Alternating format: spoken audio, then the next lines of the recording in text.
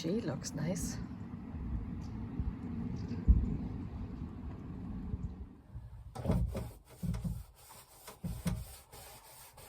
This should be my last bit of painting, the undercoat.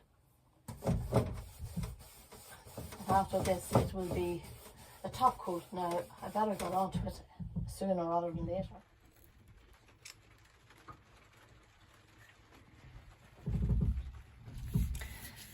You know, I'm here and I'm thinking about something that happened when I was a kid. I was in primary school and my dad was after spending a long time. You know, he ordered and bought this big sheet of paper and he did all the mathematical equations, and he, you know, he had special rulers, special, you know, like a bendy bit of wood, let me call it. And he had design, but he was drawing out his design of a boat that he was going to build. So he took quite a long time meticulously drawing it all out and getting the equations correct and all that. And you know what he did? He left it overnight in the shed. Got damp and all warped, and the poor man was very disappointed with himself, you know, and disappointed that it had happened. And anyway, I suppose the bottom line is he had to start again. He had to just go ahead and do it.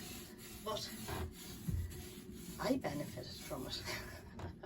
Like I said, I was in primary school and the class had to do some kind of a project way back in the day, and I decided to do a project on fishing and boats and all that.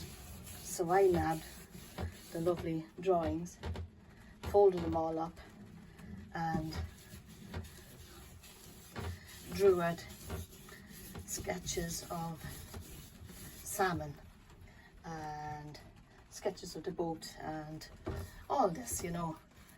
And you know what, I got a good mark for it. But poor Dad, I was sorry for him, you know.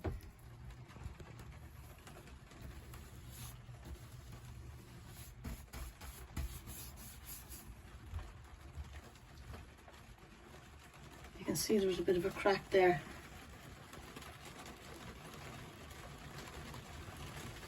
That I painted over. Outside, it's barely visible there. Outside there was a little bit wider. So I'm going to try that Sue glue, whatever you call that stuff. I'm going to see if I can use it, but at a time where there's drier weather. Isn't the sound of rain lovely when you're indoors? It reminds me of maybe the sound of rain on a tent, you know. In Ecclesiastes, in the Bible, it says,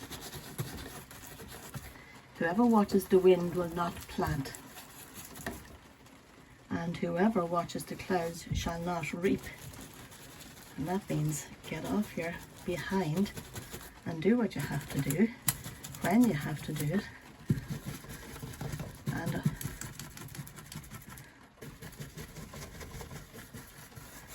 things have a much better chance of working out for you than if you sit thinking about it and talking about it.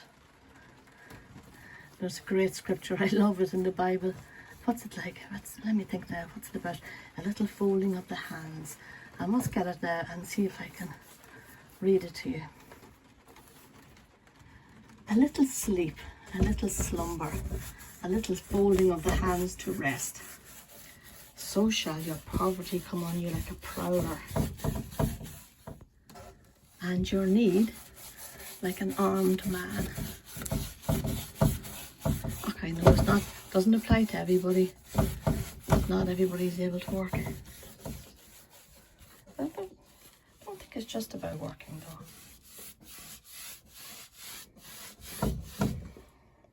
When you're trying to keep your house clean, or your garden right, or you're trying to look after your kids, bring them up right, whatever it is.